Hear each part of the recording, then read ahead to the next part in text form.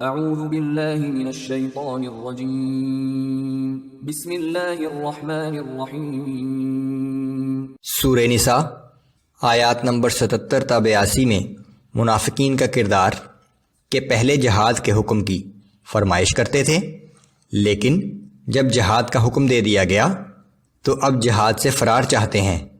یہ حقیقت کہ موت سے بچنا ممکن نہیں۔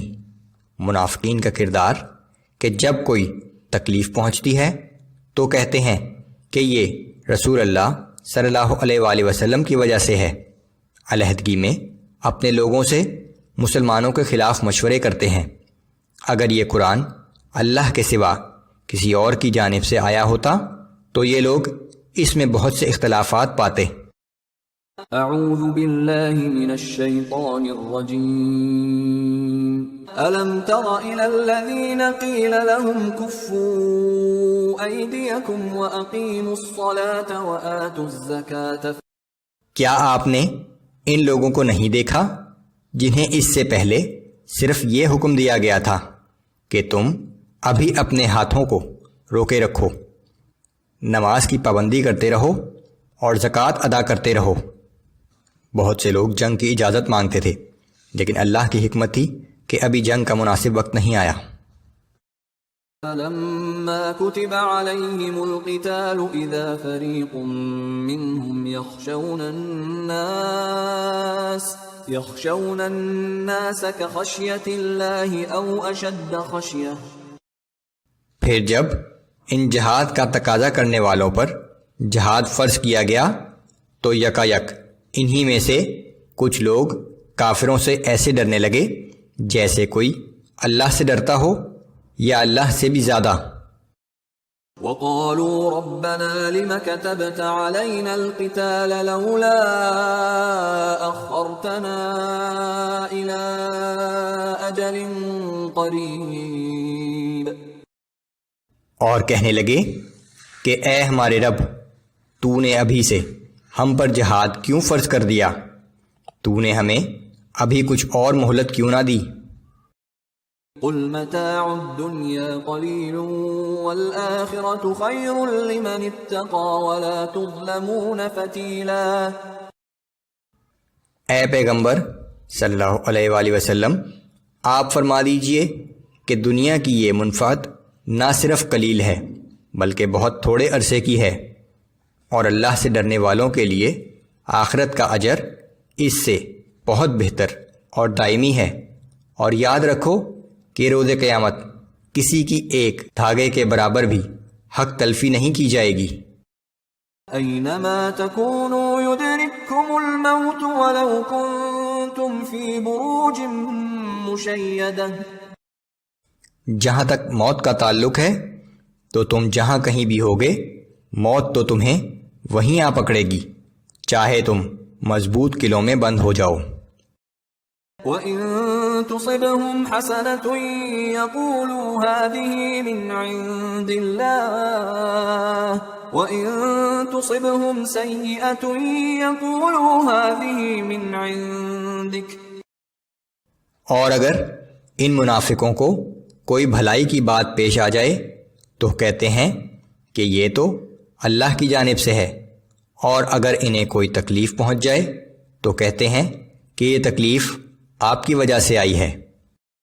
قُلْ كُلٌّ مِّنْ عِندِ اللَّهِ فَمَا لِهَٰؤُلَاءِ الْقَوْمِ لَا يَكَادُونَ يَفْقَهُونَ حَدِيثًا۔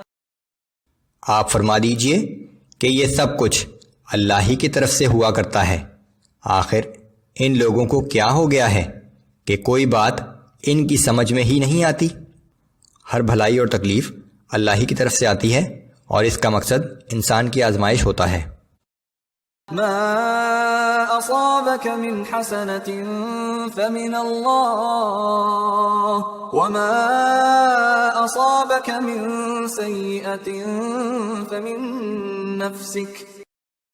اے انسان، اس بات کو اچھی طرح سمجھ لے کہ جب تجھے کوئی بھلائی پیش آتی ہے تو وہ اللہ کی طرف سے یعنی اس کے فضل سے ہوتی ہے، اور جب کوئی مصیبت پیش آتی ہے تو وہ تیری اپنی طرف سے یعنی تیرے اعمال کی وجہ سے ہوتی ہے۔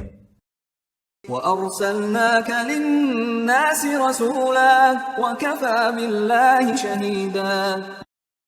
اور اے محمد صلی اللہ علیہ وآلہ وسلم، ہم نے آپ کو تمام انسانوں کے لیے رسول بنا کر بھیجا ہے، اور اس بات کے لیے اللہ کی گواہی کافی ہے۔ من يطع الرسول فقد اطاع الله ومن تولى فما ارسلناك عليهم حفيظا۔ جس نے رسول صلی اللہ علیہ وآلہ وسلم کی اطاعت کی تو بلا شبہ اس نے اللہ کی اطاعت کی، اور جس نے روگردانی کی تو وہ جان لے کہ بہرحال ہم نے آپ کو ان پر نگہبان بنا کر نہیں بھیجا۔ وَيَقُولُونَ طَاعَةٌ فَإِذَا بَرَزُوا مِنْ عِنْدِكَ بَيَّتَ طَائِفَةٌ مِّنْهُمْ غَيْرَ الَّذِي تَقُولُ۔ اور یہ منافق بظاہر تو یہ کہتے ہیں کہ ہم آپ کی اطاعت کرتے ہیں، مگر جب یہ آپ کے پاس سے اٹھ کر باہر جاتے ہیں تو ان میں سے کچھ لوگ رات کو ان باتوں کے خلاف مشورے کرتے ہیں جو باتیں آپ ان سے کہہ چکے تھے۔ واللہ یکتب ما یبیتون فأعرض عنہم وتوکل علی اللہ وکفی باللہ وکیلا۔ اور جو مشورے یہ راتوں کو کرتے ہیں اللہ تعالیٰ انہیں لکھتا رہتا ہے، پس اے پیغمبر صلی اللہ علیہ وآلہ وسلم آپ ان کو نظر انداز کر دیجئے اور اللہ تعالیٰ پر بھروسہ رکھیے، اور اللہ ہی کا کارساز ہونا کافی ہے۔ افلا يتدبرون القرآن ولو كان من عند غير الله لوجدوا فيه اختلافا كثيرا۔ تو کیا یہ لوگ قرآن میں غور و فکر نہیں کرتے؟